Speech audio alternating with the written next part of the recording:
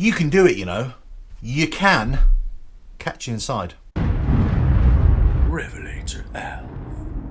Hello, welcome to RevelatorAlf. Hope you're enjoying the channel and the series of videos. Don't forget to subscribe, like and share, and check out the website RevelatorAlf.com. So in this video I'm talking basically about those in the internet world, or those that you may know yourselves, who will always say you can't do it, you can't fix your own bike, you have to take it to a dealership, you have to take it here to get it fixed. Well, I've got to say that mostly they're wrong. There's lots and lots of things that you can do by yourself. Now, one of the first things that you'll have to do is watch all my videos, of course. No, you'll need a service manual or a workshop manual. And that will give you step-by-step instructions on how to do something. Now, the other thing that you'll need is the tools, obviously, to do the work. Now, if you don't have the tools, obviously, then you're really going to have to take it to somebody who does have the tools to do the job, or you might have to take it to the dealership. You may also feel that you're just not skilled enough, competent enough to be able to undertake this yourself. You just don't have the confidence to do it, and that's absolutely fine as well. If that's the case, yeah, take it to a mechanic, take it to a dealership. However, YouTube itself was built on the back of people doing lots of how-to videos, how to do this, how to fix that, and in many ways a lot of the videos I make about the Softail, the Harley Davidsons, the Sport Glide is no different to that.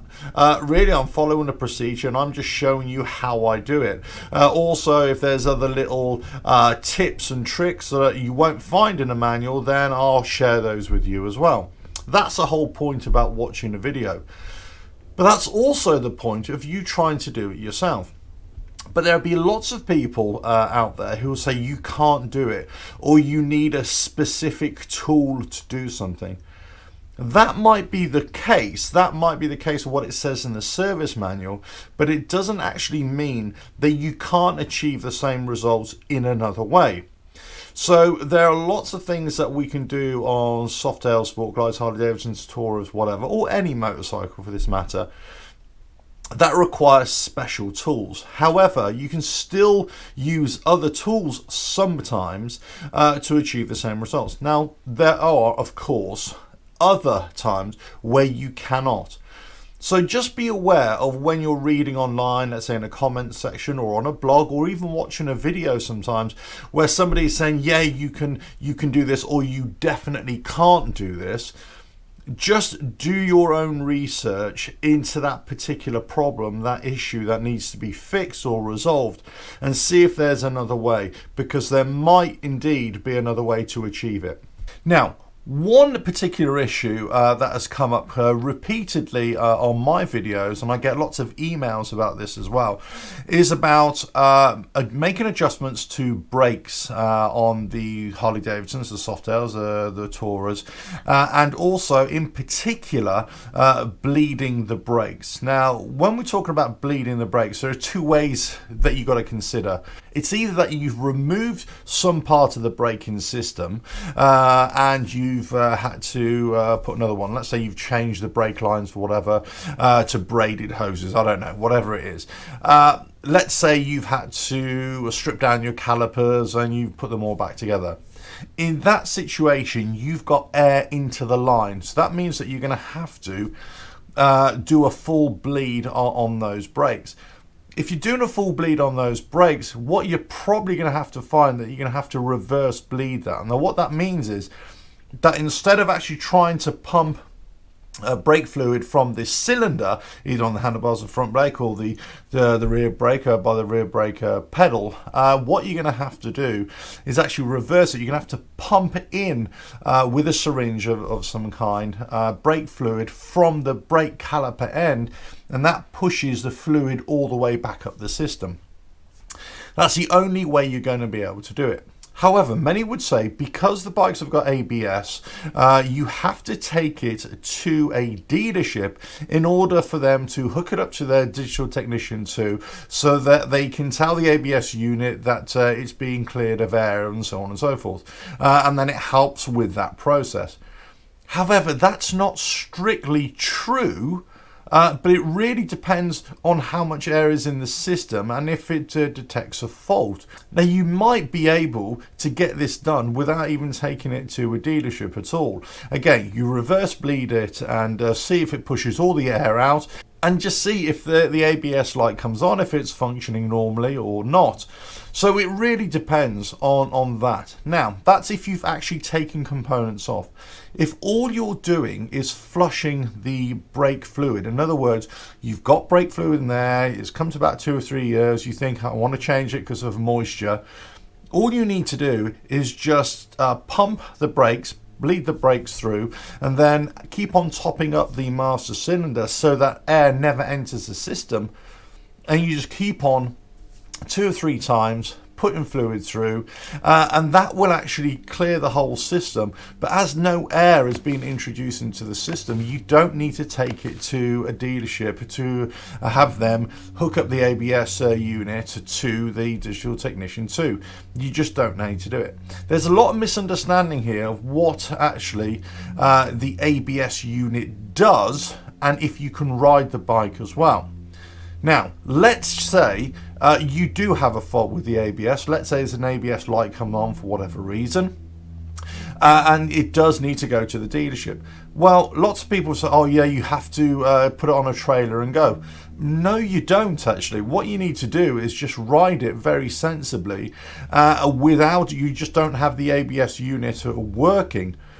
Now, one word of caution. If you've got air in the system, obviously you have to make sure that that there isn't any air in the system and that your brakes are operating properly. But if it's a case that just the ABS light has come on and you need to reset that, then maybe first of all, before you go anywhere, give it a good test. Test your brakes, just in front of your house, just test the brakes, make sure it's working okay. Ride very conservatively, ride very sensibly, but also go into your error codes and see if you can reset the error codes and see if that cures the problem as well. If that cures the problem, then you don't really need to take it to a dealership, unless obviously you find there's a problem with your braking system. My point here is there's lots of people that would say you have to do something in an absolute specific way, or you have to take it to the dealership or to a mechanic to achieve the results that you want. It doesn't always mean that's so. You might be able to achieve it in another way, and you don't know if you're going to be able to do that unless you try it yourself, of course. Now, this all comes back to the first point. Do you have the tools? Do you have the knowledge? Do you have the confidence as well? If you don't, then that's absolutely fine. Take it to the dealership or to a mechanic. But if you can, then there's no reason why you can't try and research, first of all, whether this can be achieved. And then also to have a go yourself and give it a go. You never know, you might just be able to do this by yourself. Whenever you're thinking about doing any work on a motorcycle, now it could be the simplest task, or it could be a full strip down, a full rebuild of anything, it could be a full custom motorcycle job, whatever it is. Never ever consider the task as a whole, as one big project. What you need to do is break it down into lots and lots of very small tasks, small bits of work that you need to do. Let's say it could be, right, I need to remove this bolt from this component. That is one task. Remove that task, complete that task, store the bolt away, and that's fine. Then move on to the next task. You break it down. And that's the best way to not only keep a track of what you're doing, so you can break it down with lots of photos, lots of videos, so you can remember how to put it all back together afterwards. But also, it doesn't make the job so big. You can just do it a little bit at a time and then see how you go. So when people say to me, you can't do something, it's almost like a red rag to a bull. I'm thinking, well, hold on, why? Why can't I do it? What is the problem here? What is it that I can't do that somebody else can do? It could be that I need specific tooling. It could be that I need specific software, let's say. It could be that the job is beyond my confidence or beyond my ability. They're absolutely right. But until I know what the specific reason is why I can't do it, then taking it on face value doesn't always work. I'm not here to say that you can definitely bleed your brakes on a Harley-Davidson Softail and you definitely won't interfere with the ABS. What I'm saying is that doesn't always apply in all circumstances. You have to be aware of if you're introducing air into the system or not. If you haven't introduced air into the system, you don't have to worry about it. If you're just flushing the brakes, as I said in this case, flushing the brakes, put some brake fluid through 2 or 3 times and then go for a couple of local test rides and then put on the brakes really hard to activate the ABS system. That get it going, then go back to your home, your workshop, bleed the brakes again a couple more times, and if you're not getting any error codes, you haven't actually got a problem. If you haven't got an ABS light come on, you haven't got an issue. But as I said, if you've removed a component, let's say a brake line, a brake caliper, then you've got air in the system. So you're going to have to reverse bleed and then you're going to have to see whether air is introduced into the system and whether the ABS unit is picking that up, whether it's got air in that system as well. But it's all one system. It isn't a separate system. It's all one system. You just have to make sure that that air is fully pushed out. And you can do that with reverse bleeding. You don't necessarily need to take it to a dealership. But again, one word of caution, it really depends on your bike, what issues you're finding and what level of expertise, confidence that you have as well. But just be aware that there will be people out there who will say you definitely can't do something, anything on your bike. Well, I'm sure you'll agree, there's many ways to skin a cat. That's probably the worst analogy ever. There's many ways to achieve the same result, and that's what YouTube videos are about. That's what owner experience is about, and that's what sharing information is all about. You don't always have to be told by a dealership or by a mechanic to say, oh no, you won't be able to do that, only we can do that.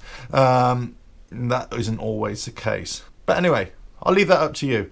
Don't forget to subscribe, like and share. Check out the website RevelatorAlf.com, and I'll catch you again on another video coming very soon. Ta-da.